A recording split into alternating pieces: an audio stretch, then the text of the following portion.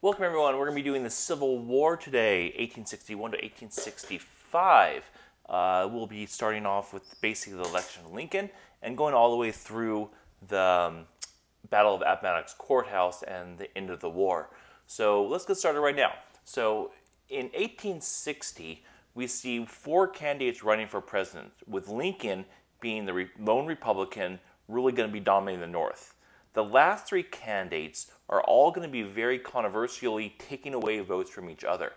You have the Democrats, who actually have a party and have a campaign and have a primary, and at the convention they both sort of disagree, and they both decide to hold their own conventions, with the North electing Stephen Douglas and the South electing John Breckinridge, the vice president for Buchanan. A fourth party came in, which basically were sort of like the Whigs, nominating a guy named John Bell from Tennessee. And they're going to be really hard on the Constitution. They're going to be called the Constitutional Union Party. That is really going to be just like focused on keeping strictly to the Constitution, not wavering from that at all. So really sort of promising that they're going to be keeping slavery intact. The last three candidates take away from each other. So that's going to really allow Lincoln to win this election with a very small popularity vote. So Lincoln will win this election with only 40% of the popular vote, which actually is the lowest of ever of any candidate who has won the election. It will actually split the Union into two sections. So once Lincoln wins the election, we're going to see the South secede from the Union. Again, starting with South Carolina, and then moving from South Carolina into the different states. So in this election, you see that basically Breckinridge sweeps the South, Lincoln sweeps the North and the West. Then you get this constitutional union in the center, and even though Douglas gets the second most votes, he only gains a state and a half, Missouri and a little bit of New Jersey. And actually that New Jersey piece is the only free state that Lincoln partially loses. So right away, the fire eaters, the radical Democrats of South Carolina, basically appeal for secession. They first secede. Again, they think that if Lincoln is elected and inaugurated, that he is going to take away slavery. Again, he never states he's going to. He promises actually that he will keep to the constitutional amendments of keeping slavery alive, but promises in his campaign that he will end the extension of slavery. So he is pretty much a free soiler, where he will be fine with slavery intact in the Union as it is, but not expanding as well. But the Democrats don't trust that. They have heard the speech that he gave in his senatorial debate in 1858, where he talked about a house divided cannot exist, and pretty much they know that the writing's on the wall, that he is going to try to probably push eventually for abolitionism or slavery being ended in the states, even though he never states that directly. So the lower South slowly succeeds. We have Mississippi, Florida, Alabama, Georgia, Louisiana, Texas, and they all leave the Union within a month, forming the Confederate States of America and calling Jefferson Davis as its president, with Montgomery being his temporary capital. The Upper South, though, is in a quandary. They are more connected to the North. They have more, I guess you could say, connection to the North because of their proximity, but also just because in the North they've been slowly losing slaves to the Deep South over the past 60 years. So you see Virginia, Delaware, Maryland, North Carolina, Kentucky, Tennessee, Missouri, and Arkansas all sort of having less reason to secede. Again, because of the connection to the North, its proximity, and also that some of those states don't have such of a pull with slaves and plantations as the South do. So the president at the time, Buchanan, unfortunately is very soft in this. He does not really do anything. He declares secession illegal, but also states the government couldn't really do anything to restore the Union by force, that he doesn't have the power to. So obviously the South Carolina sees this as a free will.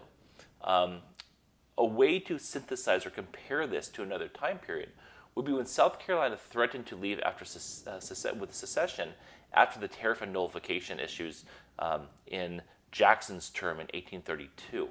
When Jackson was very strong against that, he threatened it with military force and basically forced South Carolina to come back into the Union. Unfortunately, Buchanan is very weak and sort of allows this to happen almost. Congress really does try to sort of make amends here. The senator from Kentucky that took Henry Clay's place, John Crittenden, actually creates a Crittenden Plan, which is an amendment that will allow slavery to in all existing states already had, and basically extend the Missouri Compromise line all the way to the California border. This plan was rejected, though, because the senators knew that eventually, though, basically this would lead to some other problem. Again, the thought is that the Democratic South would be constantly trying to push and push and push for more territory below that line. Lincoln's quote was, "The Crittenden Plan would be a perpetual covenant of war against every people, tribe, and state owning a foot of land between here and Terra del Fuego." So basically, the thought was that if we would actually have this plan, the South would do everything in its power to attack Mexico or Cuba or other parts of Central America to gain territory below this line. So March rolls around and Lincoln is inaugurated as president. In his inauguration speech, he does basically say that secession is illegal and that the Union will hold on to all federal property that basically it has.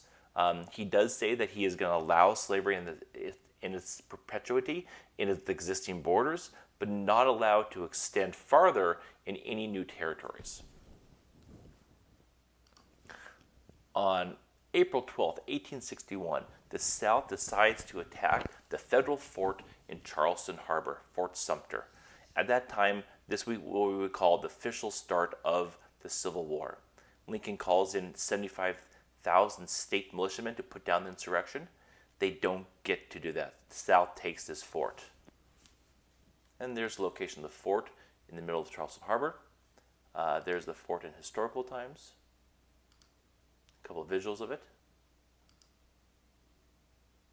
The fort after the Confederacy takeover. And there's a fort today. So at that point, the Upper South splits. So we see several states in the Upper South split away and join the Confederacy. Virginia, North Carolina, Tennessee, and Arkansas. That's really important, especially the Virginia, because they take some of the best generals with them, including this man right there, General Lee. Another big sort of shocking development was that 4 slave states actually stay with the Union: Missouri, Maryland, Delaware, Kentucky. This is so vitally important, especially with Maryland and with Kentucky, especially those 2 states. It was so important for them to stay in the Union. So you see, there's the sort of the progression of states that left. With South Carolina be the first. There's Deep South state all leaving before the inauguration, and then the Upper South leaving after Fort Sumter, and then these 4 border states sort of staying with the Union regardless. So why is Maryland and Kentucky so important that they stayed with the Union? Here's why. If you look at this is why Maryland is so important staying with the Union. If you look, Virginia is going to be that slave state that goes with the Confederacy, and there's Washington, D.C., our capital.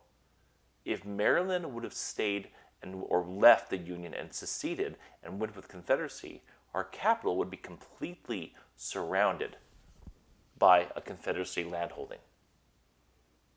Also, Kentucky staying with the Union is extremely important because you look at the northern border of Kentucky, you see how squiggly it is. That's the Ohio River. And if the South would have had Kentucky, they would have had access to that whole river. Therefore, they could have been into Illinois, Indiana, Ohio, West Virginia, as places they could easily transport troops to. With Kentucky staying with the Union, that river was closed pretty much for Confederacy trafficking. Also, we see another development. During this war, we see West Virginia right there. It's going to break away from Virginia and become a Union state right there. Okay, advantages for each side. You see early on, if you look at just the numbers, it totally goes to the Union right there. Population, way more than the South. Manufactured goods, 9-1 on goods.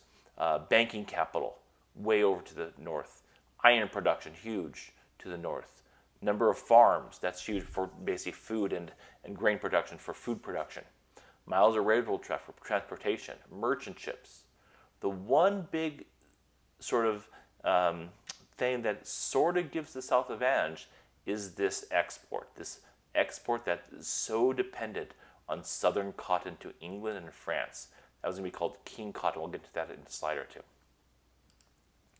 Obviously, the Confederate advantages were more tactical. They're going to have the home field advantage. They just have to defend their territory. They had military generals were on their side. King Cotton was the thought was that England would actually support the South to keep that cotton train, that the supply rolling into England and the England textile mills. Also, another advantage for the Confederacies, they pretty much just had to not lose this war. They didn't have to actually win. They didn't have to win territory. They didn't have to actually make major victories. They have to just basically hold out long enough so the North would want to quit this war and let them just have their country. Okay, early battles, actually on the Confederate side, the Union thought this was going to be an easy victory, an easy just, put down this, lower Confederacy, army. It wasn't the case. Early battles, actually, many of them were a Confederate victory to sort of, give the North a scare. And this told the North that basically this was not going to be an easy war to fight. This was going to be a long, drawn-out war with lots of bloodshed and lots of, capital going into this war.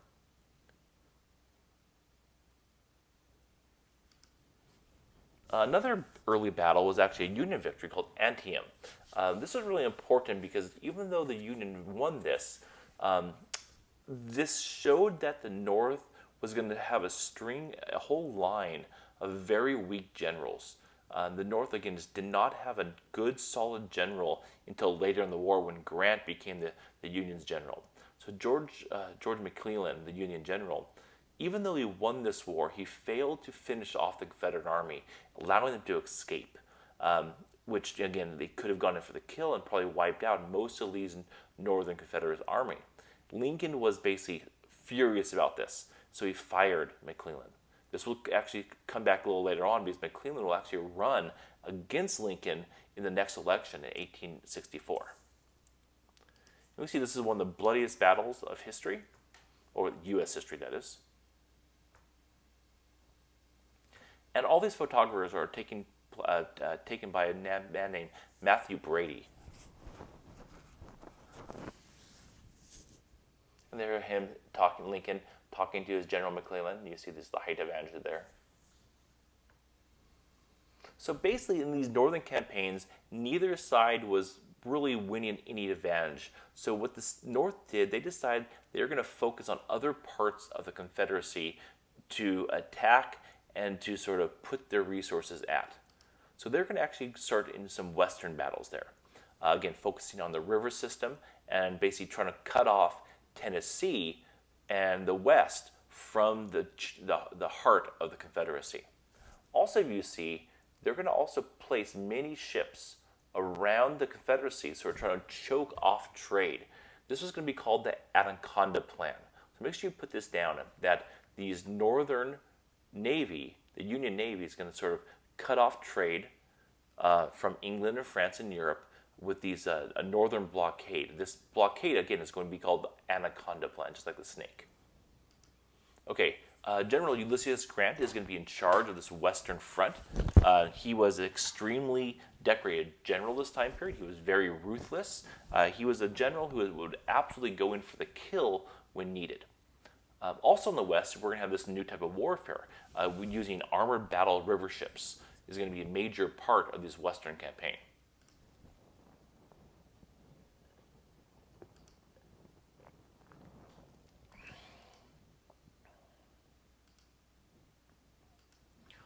Okay, Battle of Shiloh is just another Union victory.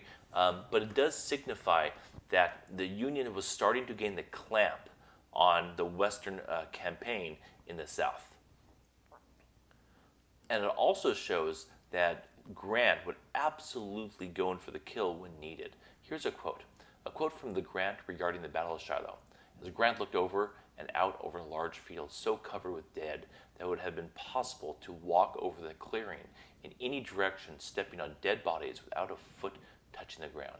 And again, Lincoln was pleased for this. He wanted a general that was willing to sacrifice sometimes his own men for the ultimate victory, the ultimate goal of winning the war and winning the battle. Okay, getting into more of the technical side of the war, the economics,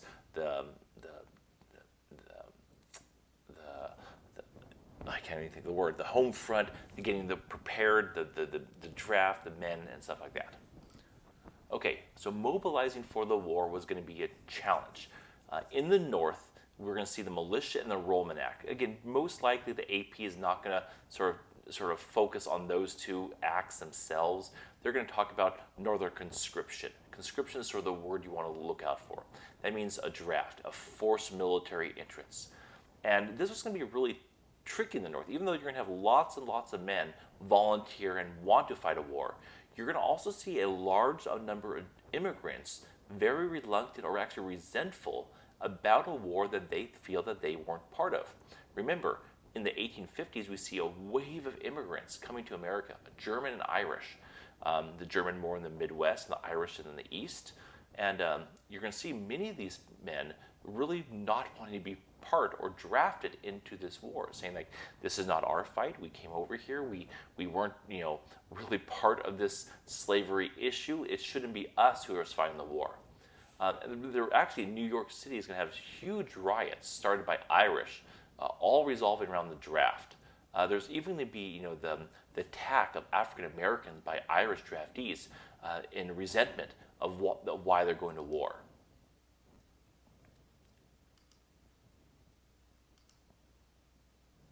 In the South, it's going to actually be the first legally binding draft in American history, actually before the North does. And the problem with that is that it actually goes against some of the key foundational things that the South was standing for, which was states' rights. So now you have the Confederate government forcing states to basically supply them with both money and men. There was also a lot of loopholes within this draft. For example, you could pay your way out of the draft if you had enough capital. Also, typically, if you had a certain number of slaves, you were exempt from the draft as well. So what this meant is a lot of these rich planners who really the war was being fought for were not actually the ones going to be going and fighting during the war, in the war itself. So a lot of a lot of the people doing the fighting were actually people that had never owned a slave in their lives, nor would ever have the opportunity to own slaves in their lives, even if they won the war. Also in the North, you're going to see this major thing that comes in, that they're going to put a lot of resources into sanitation and hospitalization. You're going to see this push to start these medical camps in the battlefields to really provide services and to really stop the spread of diseases and the death of these wounded soldiers. This is going to be really taken on by women in society who's going to come in within the camps and really sort of push for that. A really famous woman we'll see who sort of comes out of this will be Clara Barton, who will be a Civil War nurse. And after the war, she's actually going to found the American Red Cross.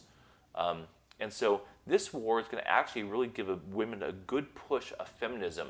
Again, they aren't going to gain huge rights right after the war, but it's going to really start the ball rolling for women to start demanding more rights in society. In the war itself, obviously, the North had more resources, so the North was going to have more ability to keep their soldiers safe when wounded. Again, it's still a civil war, still 1860. You're still going to see lots of death, lots of spread of diseases, and of course, you're going to see just really crude and horrible operations. With all the death and all the arms being hit. This was a Civil War medical kit, and you can see there wasn't much painkiller besides some liquor, maybe some ether at the very most. Okay, Northern economic policies from this time period. This was heaven for the North, especially this new Republican Party that really resembled the Whigs or the Federalists, you could say. These were a party that was Northern centric, a party that was built off of looking at American economy and the commerce and industrialization aspect. So what they did, they took all advantage of this. They raised tariffs to help protect themselves from European counterparts. They created a new banking system to replace the bank that Jackson killed. They increased internal improvements, including the Transcontinental Railway. They're going to include something called the Homestead Act to help a western migration, a push west of new settlement. So huge economic policies are going to be built during this time period. Again, not much focus or money was going to go to them because most of the money was going to the war. But we are going to see lots of the policies being laid and the foundation being laid for a very industrial-based economy that will pave the way after the war. So that's really important to know because right after the war, we're going to start our industrialization period. And there's a reason why we do that is because all these policies that were built during the war with no southern senators to stop them from doing that. So a couple internal improvements, again, the Transcontinental Railroad was started in 1862. You have the Homestead Act of 1862, basically giving any young man or family 160 acres of land as long as they would live there or improve it for 5 years. In the South, the economy was really based off of very little diversity, really just cotton. Yes, they grew other things for export, tobacco and rice and indigo, and they did grow some foodstuffs. But again, they relied really on imports for most of their manufactured industrial goods. They relied on huge imports of grain for their food, and now that was all cut off. So they were going to have an extremely hard time financially. King cotton again was major export though. They did have some industrial, factories in Birmingham, for example, Atlanta, and Richmond. Here's just one example. The Tredegar Iron Works was their largest major iron industry that they had in the South, like in Richmond, Virginia. Okay, raising money. The North was going to have a much easier time raising capital. One is that they had bigger population, and also they had the fact that even if they lose the war, they weren't going to lose their country. So even if the Union loses the war, they still were going to be a country. That's going to be huge. I'll tell you why in a second. So first way they raised money was tariffs, just the continued tariffs that they agreed on. Of course, they're going to also sell treasury bonds, or basically war bonds are called. They're going to do that the same thing in World War I and World War II. They're also going to basically create the Legal Tender Act, which is going to authorize the printing of $150 million worth of notes, which usually would cause major inflation. The reason why it didn't, again, it did cause inflation, don't get me wrong, but the reason why it didn't just tank the economy is that because people put trust into the Union that basically this money was going to be still worth that money at the end of the war, where again, it wasn't completely devalued like the South's money was.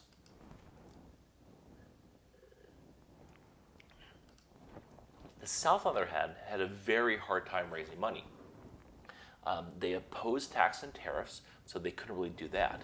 They borrowed a lot of money, of course, and they printed these continental or these Confederate currencies, which had no value because, again, remember, if the South loses the war, they aren't a country.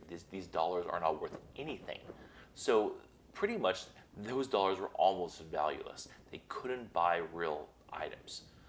So it was almost like play money. So they had a huge, huge problem about financing this war.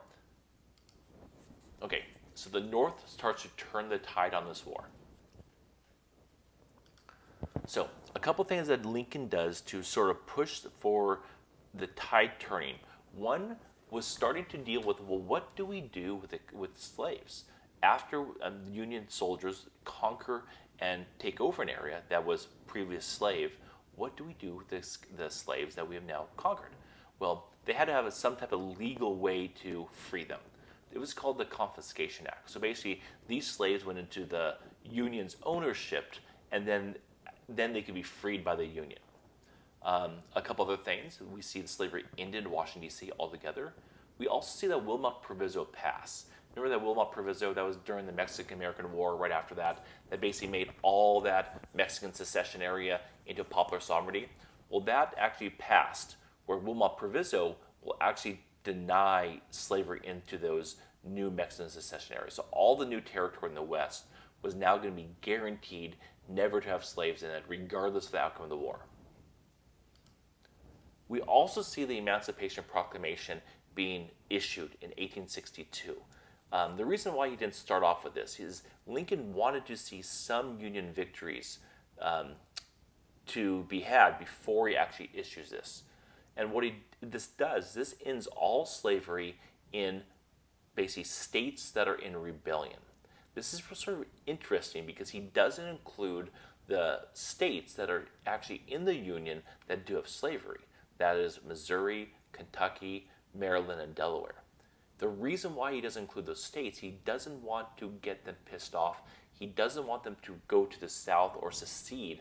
So he actually excludes them from this Emancipation Proclamation. So in reality, it didn't free any one slave directly, but it was still vitally important because what it did, it actually gave a moral cause for the war. The war at the very start was about keeping the Union together, just keeping the Union together, the North and South, reuniting them. Well, now with this Emancipation Proclamation, it made the war about slavery, about ending the bondage of slaves, emancipating slaves. So it put a different cause on the war, and it really made the Civil War about ending slavery as a moralistic war, and not just a war over keeping the Union together. So a major battle, we're going to see a couple of them, that really turned the tide. The first one was Vicksburg. The reason why Vicksburg was so vitally important is, let me go back to a map so I can show you. Just one second. Should have put a map right next to it, but I did not. Okay, here's a map there. Vicksburg is right there, right on the Mississippi River, right in Mississippi. And what that did, by capturing Vicksburg, that allowed the Union to basically control the Mississippi River, which meant they also could break apart these three slave states and Confederate states from the heart of the South. So it was huge because it allowed them to break apart the Confederacy. And a way to synthesize that is the Battle of Saratoga. Because the American revolutionaries won the Battle of Saratoga, it made sure that the British could not split the colonies into two sections. Where in this case, in Vicksburg, by winning this battle, it actually broke the Confederacy into two sections. So again, that's why this was so important. Here's a couple pictures of this Battle of Vicksburg.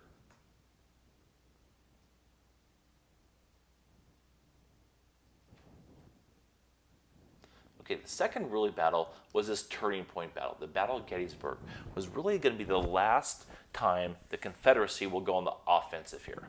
So the Confederacy decided to attack a northern location in Pennsylvania, one of the few battles that was actually in Union territory.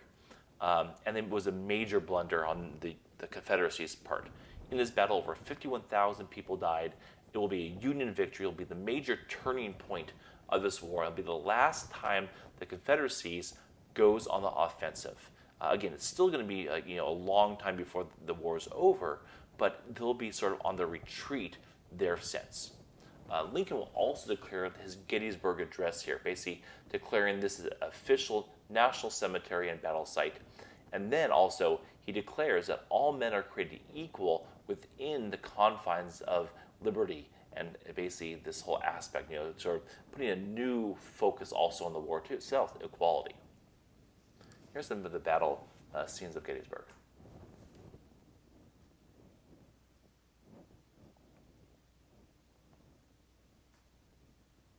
Okay, and again, some of the political and diplomatic effects of Gettysburg and Vicksburg.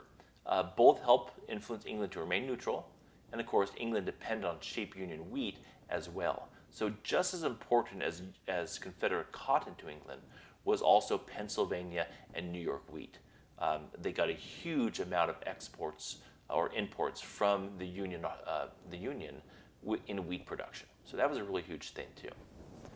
Also about this time, we started seeing the debate over should the Union use black troops to fight this war. There was a big debate over its constitutionality and its justification of it too. The blacks were finally allowed to join the Union Army in 1863. Over 200,000 will join, but mostly African Americans will fight in non-combat roles, which means they're going to be on the back lines, securing bridges and the supply lines and stuff like that. There will be a few regiments that will actually fight on the front lines. The most famous one was the 54th Regiment of Massachusetts. This is the famous regiment that actually the movie Glory was based off of. They'll fight a battle at Fort Wagner in South Carolina, taking this South Carolina fort by this Massachusetts regiment. So finally, in 1864, President Lincoln gives Ulysses S. Grant the command here. And Lincoln he's a war buff. He is constantly at the telegraph because the telegraph was created in 1844 by Samuel Morse. And he's going to be constantly in the White House telegraph room getting updates on the war, almost wanting on a minute-to-minute level.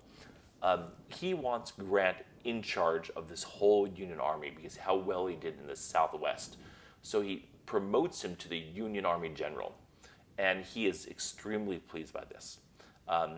Grant had the ability to fight a more modern war. He had the ability also to basically terrorize the South on not just a military stance, but on a social stance, where really taking it to the citizens as well, which is, again, sort of harsh, but it does help basically make the South lose morale and maybe want to surrender earlier.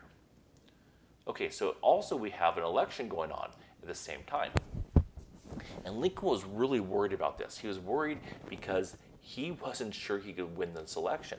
Again, he thought he could, but he wasn't sure. He needed some military victories because, again, even with the Battle of Gettysburg being won, it still did not seem like this war was any close to being ended. And we see Lincoln being running as a Republican and his former general, George McClellan, being running as a Democrat. And again, Lincoln may need major victories to ensue his reelection. So because of this, Lincoln decided to switch up his vice presidency from Hannibal Hamlin, which was a Northern Republican, to a former Democrat slave owner that stayed with the Union, a Union Democrat, you could call him. He was basically, Andrew Johnson was a former slave owner, a Democrat in Congress that had stayed with the Union even though his state had seceded. And he picked him to hopefully get some sympathy from former Democrats and maybe some from the border states, like from Kentucky, Maryland, some of the states that already basically had slavery as part of their system. This is a great cartoon right there, where you basically see McClellan, the peace Democrat you could call him, trying to broker a deal between Lincoln and Jefferson Davis, the Confederate president there. So basically you have Republican, you have the Confederacy, and then you have this Democrat who's going to be the one to basically bring this war to an end. It was his campaign push. So what happened was extremely important. You see that Sherman had a march to the sea. Basically, the Union Army was in Atlanta, and they basically took Atlanta. They basically was able to capture Atlanta and destroy it. And they had two choices. To resupply, they could march back to the Mississippi River and basically from there move on to the north to help the Northern Army and resupply, or march to the sea, get resupplied, and then go on from there. They decided to go to the sea, so this is called Sherman's March to the Sea. This Tecumseh Sherman basically, and what he does, instead of just going to the sea in the fast pace, he basically just raises the South on his way to the sea, on the way to Savannah. He goes all out ballistic, all out war, and just levels farmhouses and bridges and fields of cotton and food, and has no mercy on the South at all during this time period. He gets to Savannah, and then he goes on through South Carolina, up through North Carolina. And this is all at the very end of the election process. This is right basically in October, right before the election happened, giving Lincoln the real big military sort of a victory that he needed to push him into victory.